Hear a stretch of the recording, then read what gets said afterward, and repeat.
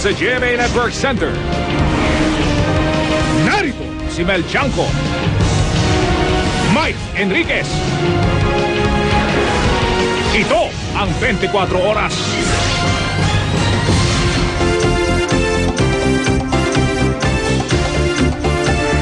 Magandang gabi po. 5.5 oras na lamang, sasalubungin na natin ang bagong taon. Nakatutok po ang buong pwersa ng GMA News para sa mga balita kaugnay sa pagpasok ng taong 2010, pati na rin po sa iba pang malalaking balita. Nasa Jose Reyes Memorial Medical Center, si Ivan Mayrina. Ay, nakantabay naman si Susan Enriquez sa East Avenue Medical Center. Mag-uulat siya kaugnay sa pagdating sa ospital ng mga mabibiktima ng paputok. Mula sa lalawigan ng Albay, magbabalita si Ruth Cabal tungkol sa Bulkang Mayon. Nasa Batangas Port naman si Rida Reyes. Mag-uulat po siya tungkol sa panibago na namang aksidente sa karagatan sa Batangas. Unahin na natin ang Jose Reyes Memorial Medical Center. Meron na pong mga dinalaroong mga biktima ng paputok. At nandun po live si Ivan Mayrina. Ivan, kamusta na dyan? Mike, hanggang sa mga oras na ito ay happy ang DOH sa pagdating ng mga biktima ng paputok sa mga ospital dahil kung ikukumpara daw sa parehong panahon ng nakaraang taon ay di hamak na mas kumonti ang mga ito. Sa kabila nito, Mike, ay nananatiling todo handa ang mga ospital sakaling magbagong ihip ng hangin at biglang dumagsa ang mga mabibiktima. Sa pagsisimula ng araw na ito, nakuha pa mag-relax ang mga doktor sa Jose Reyes Memorial Medical Center. 120 ang mga kawaning naka-duty sa emergency room, handang rumisponde sa inaasahang dagsa ng mga pasyente. Pero kung nakaraang taon ang pagbabatayan, pababa ang bilang ng mga biktima ng paputok. 185 noong 2007, 123 nitong 2008. At hanggang kahapon, 32 pa lang ang natatalang mga kaso rito. Maybe because of the DOH campaign, yung formula kontra paputok, na dinidisseminate sa mga tao yung effects or yung danger ng paggamit ng paputok. Sa pinakahuling update ng DOH sa kanilang Oplan Iwas Paputok ngayong araw, 34% ang ibinaba ng mga kaso, 235 kumpara sa 358 sa parehong araw nung nakaraang taon. 2 kaso pa ng biktima ng ligaw na balang nadagdag pero sa kabutihang palad, wala pang naitatalang patay. Sa iba pang mga ospital sa Maynila, ganito rin ang sitwasyon. Sa Gat Andres Bonifacio Hospital sa Tondo, mas marami pa rin ang kaso ng mga nasaktan, bunsod ng kalasingan. Karamihan dito, yan, hold up, saksak, vehicular accident, gano'n. Pero ika nga ng kasabihan, hindi pa tapos ang boxing. Tulad ng karaniwan, kakaunti man ang mga nasasaktan ngayon, posibleng dumami pa sila habang papalalim ang gabi. Sa bagong Jose Abad Santos Mother and Child Hospital sa Binondo na nitong December 15 lang binuksan, handa na mga brand new na gamit. Hanggang ngayon, wala ni isang kaso pa silang naitatala. Sa Tondo General Hospital, maliban sa mga tauhan, kompleto na rin ang mga kagamitan at gamot.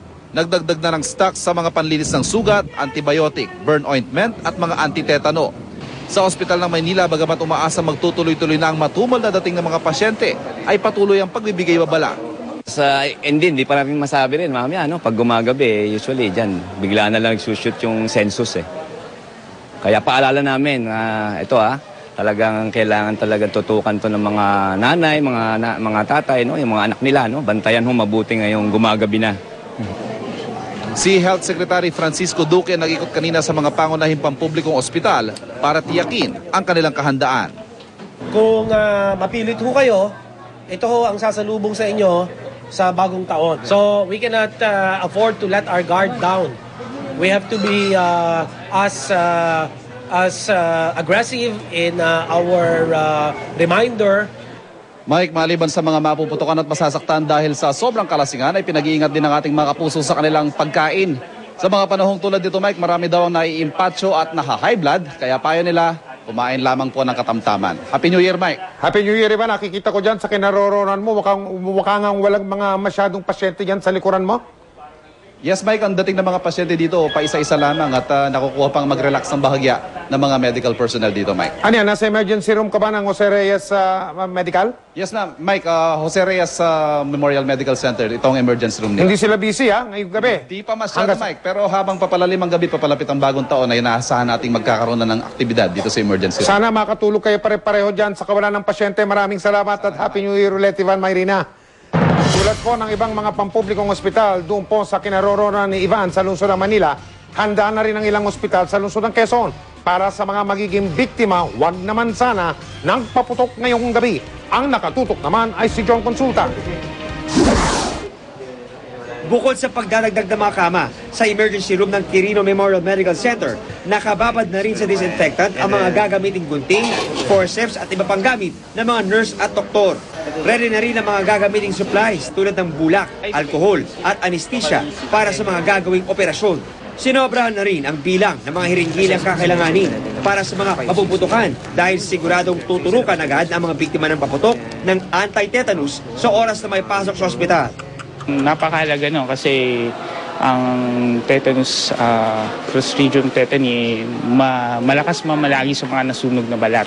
Skin test mo na anti-tetano, then once na okay naman na ini-inject naman na kagad anti-tetano. Di tulad ng ibang lugar, mas mababa raw ang insidente ng mga biktima ng paputok dito sa Quezon City kumpara nung isang taon. Sa Quirino Memorial Medical Center, 6 pa lang ang naitatalang biktima ng paputok kumpara sa 21 noong 2008 sa kaparehong panahon. Pero pabata ng pabata ang mga nagiging biktima, karamihan biktima ng paputok na pikulo. Kung medyo minor lang naman yung sugat, doon muna sila, initial vital signs. Pero kung delikado, may sumisirit na dugo, diretso muna kagad sa amin para malapatan namin ng first aid.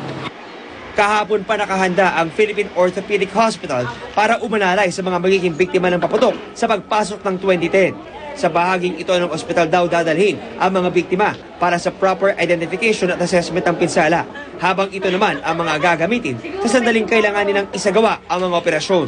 Kaya payo sa mga magulang, iba yung pagbabantay sa mga bata bago at pagkatapos ng putukan para maiwasan ang perwisyo at peligro sa pagpasok ng bagong taon.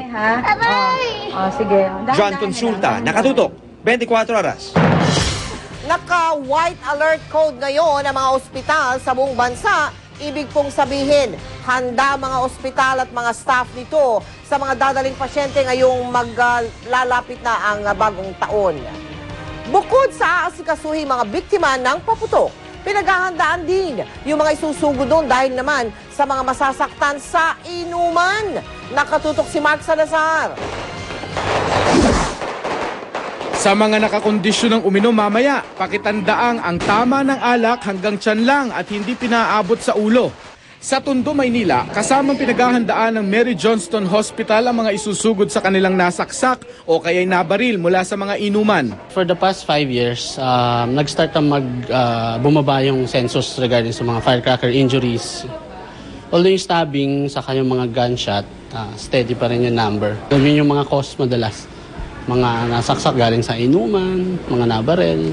Noong isang taon, may 2 kaso sila ng sinaksak at 2 nabaril. Sa area lamang yan ng Moriones na pinakamalapit sa kanila.